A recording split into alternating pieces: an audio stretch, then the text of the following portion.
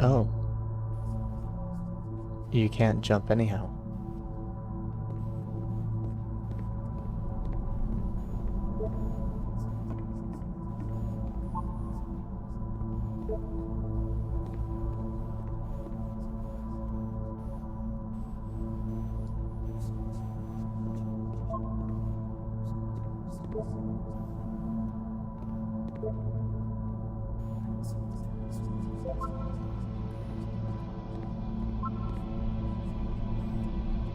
Oh, the gray ones have already been read. That's helpful. I've been trying to keep track of which ones I've read or not, but it does that for me.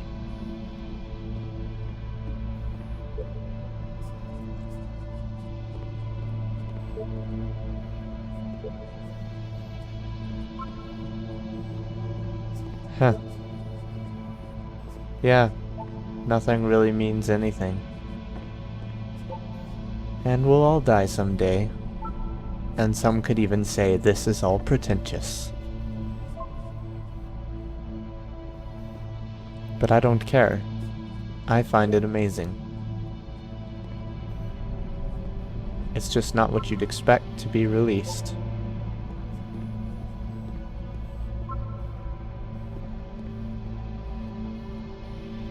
I don't know what to think about any of this.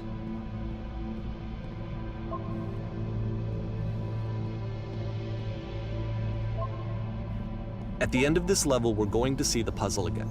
And here, I'll tell you what I think the puzzle means. Each of these games represents an idea that was on Coda's mind at the time that he was making it. And the puzzle is a way of closing the door on a previous chapter of his life before moving on to the next one.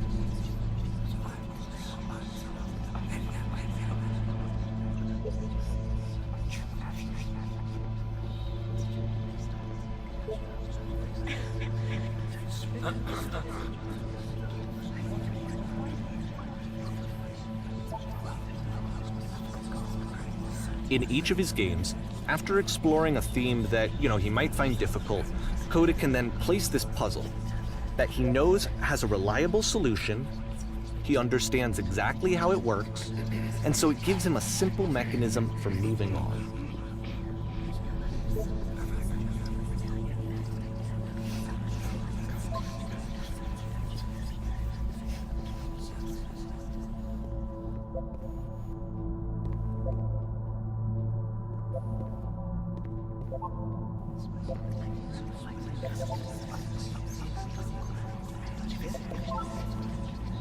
And because there's this dark area between the doors, a space between spaces, before you move on, you get to pause. Just for a moment, a few seconds to reflect on and let go of the events that led you here. To step back and connect the pieces together. To grasp at that elusive bigger picture.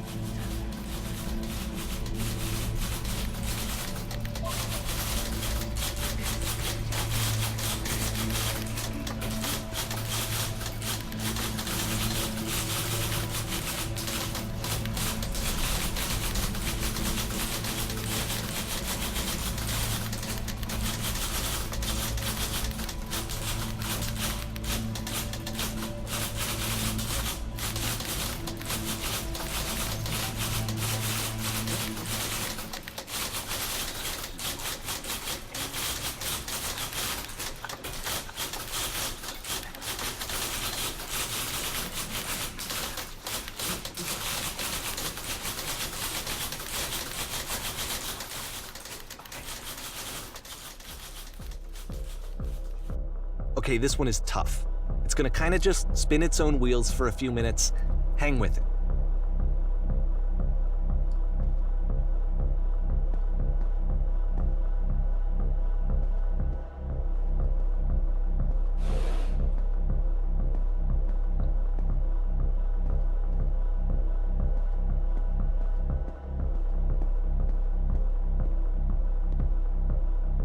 Wow, that's really pretty.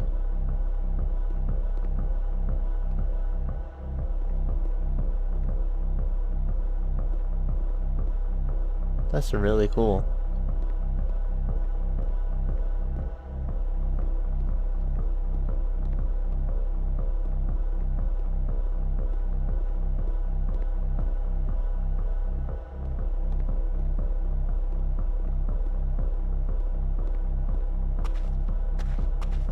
See, like, this is it. The whole game. And there's nothing that's particularly interesting about it. You just walk to the end of a hallway. Where'd it go? Except, for some reason, Coda gets really fixated on this prison that has all of this modern furniture. And I don't know why, but he decides he needs to revisit this prison. He's gonna start over, use the same assets, turn it into something else. Okay, cool. Here's version 2.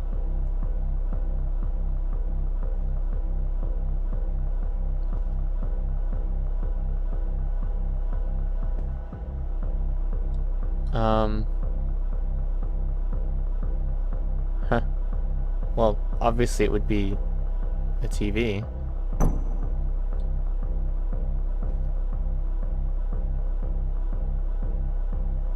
Along the wall. 10 stoves. No, I'm gonna be reasonable. Even though it's I'm just gonna make like the generic living room. It's like it's not doing everything the way I want.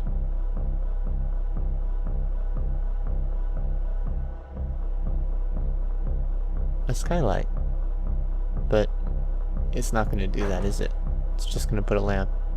If I go for the obvious, it does just regular. I'm pretty sure none of my choices are making any difference.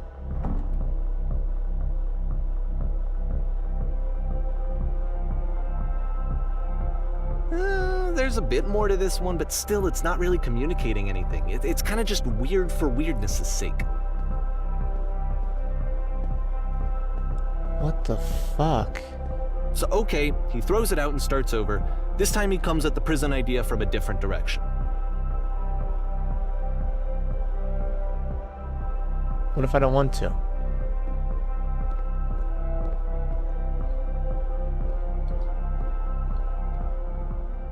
This guide will enable you to escape any prison environment. Huh. Yeah. Take care that you remember each step. First, click on this table.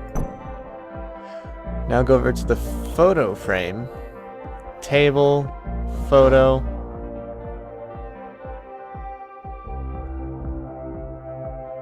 Table, photo.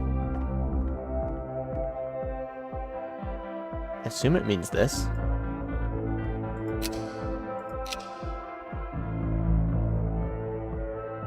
Left sofa. And then touch the shelves.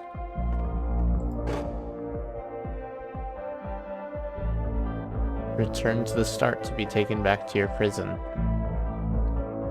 Table, photo, lamp.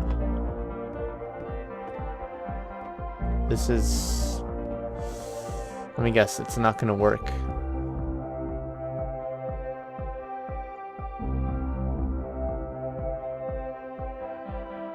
And of course, now the table is gone and you can't begin the chain of events to escape. Yeah. Kind of a dick Here's move. a version where there are no bars, but you can't actually get to the well. And then a version where the inside of the prison is the outside and the outside is the inside. Let me just blink you real quick through a few more of these. I mean, he really unloaded on this prison idea. There's nearly a dozen of them. Personally, I think it's awful to watch this. To see a person basically unraveling through their work. And for what? Like, at what point do you just go, maybe there are game ideas other than this prison that I could be working on? But Coda doesn't have that voice telling you to stop. That particular mechanism of defense against yourself. Without it, you just spiral. And so he keeps going and going and going and going and going, and then he hits on something. And he likes it. And that's it. He's done. He stops making prisons. This is the very last version of the prison game that he created. And the reason I think it works is that the prison is not actually in it.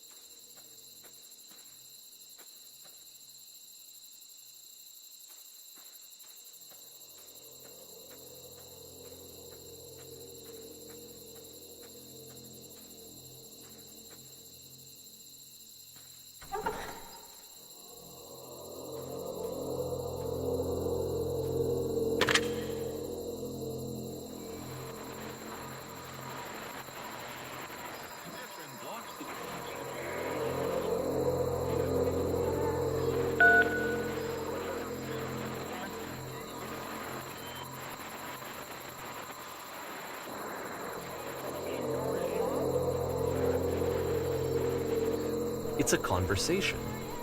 And so this is what Coda wants, is to be able to talk to someone, to share what's on his mind, and to get some good advice from someone who knows. But the irony is that even in this scenario, you're still talking to yourself.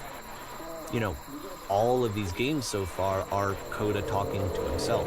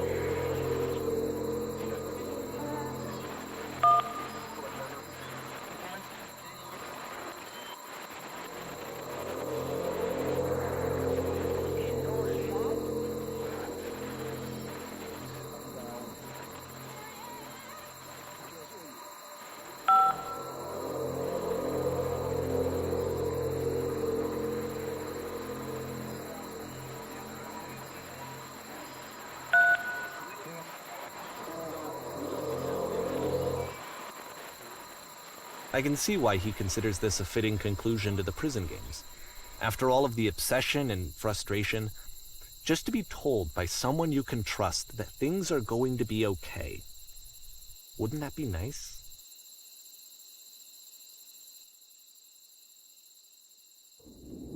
So what would it look like if Coda wanted to make a game about talking to someone other than himself?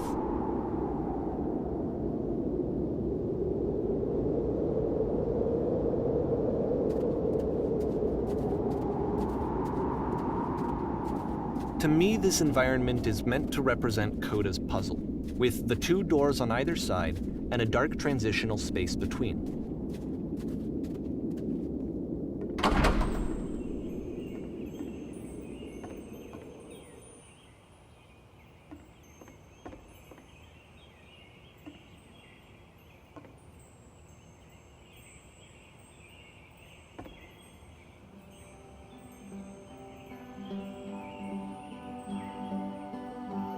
You'll notice that the quality of the art is a step up from previous games, including this new and improved chat system, which he started using from this point on. From here on out, he begins putting much more effort into the visual polish of his work, and this particular game took 2 months to create as a result.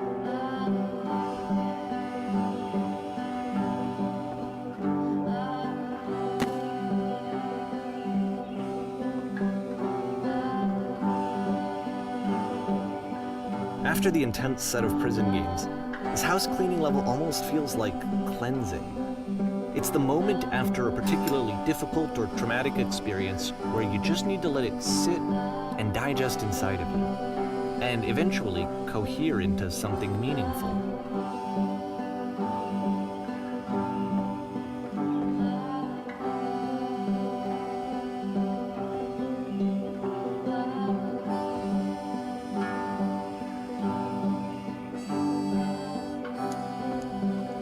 I know that Coda really liked this game. Of all of his work, actually, this was the only one that he called me up to ask me to come over and look at it. This was during a period of a few months where he was like grossly happy all the time, just walked around with a constant smile on his face.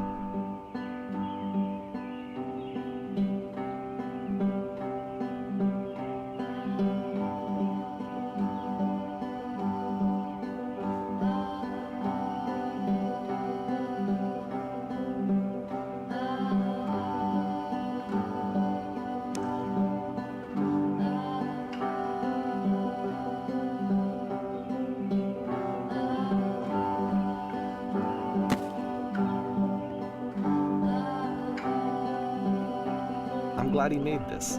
I'm glad he found some peace.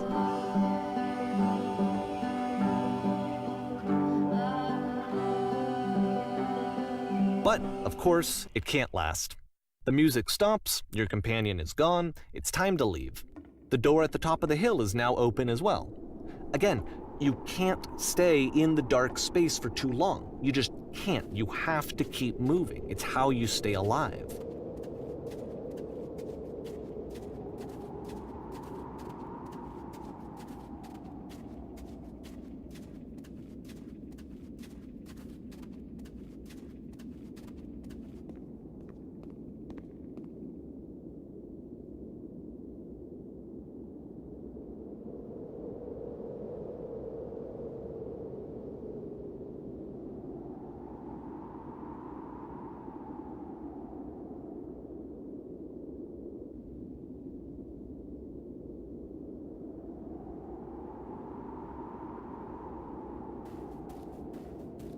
Which is the whole point of the puzzle doors, right? That sooner or later you have to pick up and move. I really thought that was the point of it.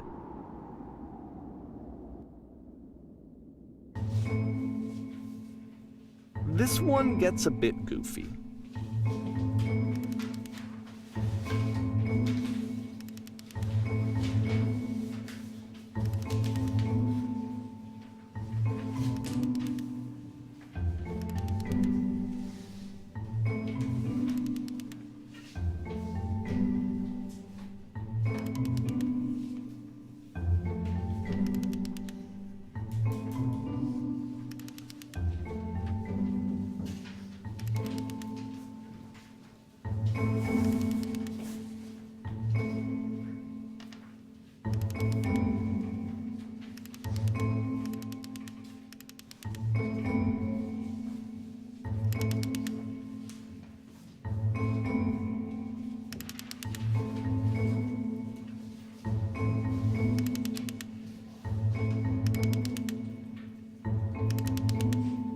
About halfway through the game, the perspective shifts.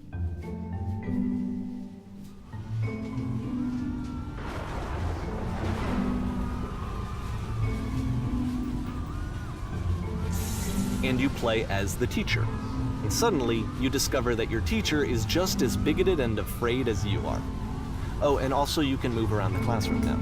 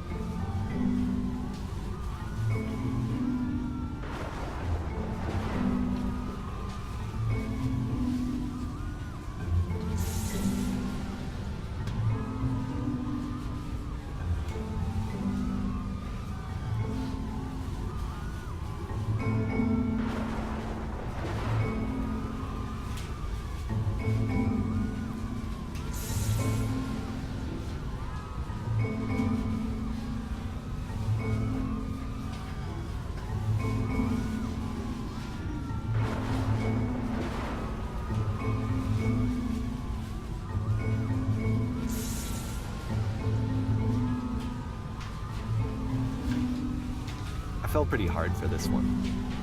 I feel like it's one of the most relatable experiences that you can have. To assume that some other person is perfect and totally fulfilled in every way, and completely miss all of the little flaws that make them painfully human. I think about this game a lot these days.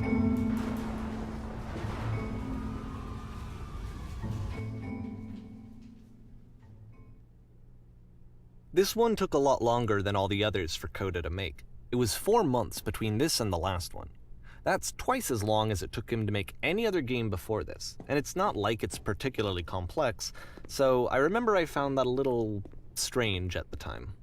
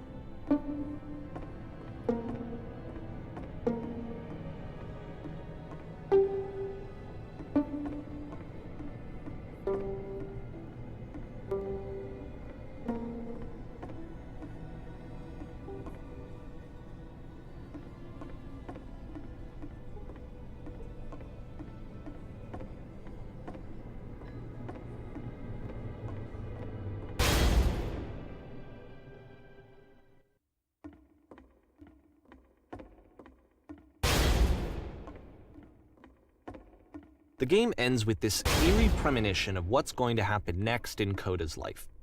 The solution to social anxiety, to fears of having to perform and having to chase success, the answer for Coda is to withdraw, to hide himself away. Which is what leads to scenarios like the stairs that slowed you down several games ago, where it just becomes harder and harder to access Coda's inner landscape because he keeps retreating. He just keeps backing away from possible connections to anyone other than himself. And to be honest, I didn't consider it very healthy when I first played this game. You know, it looked to me like he was trying to justify the idea of just disconnecting yourself from the world. And that wasn't what I wanted for him or for his games. Because I feel like a lot of his games are inviting me to connect with this person, to bring him closer. But what can you do? After this, Coda went off and took another 5 months to make a new game.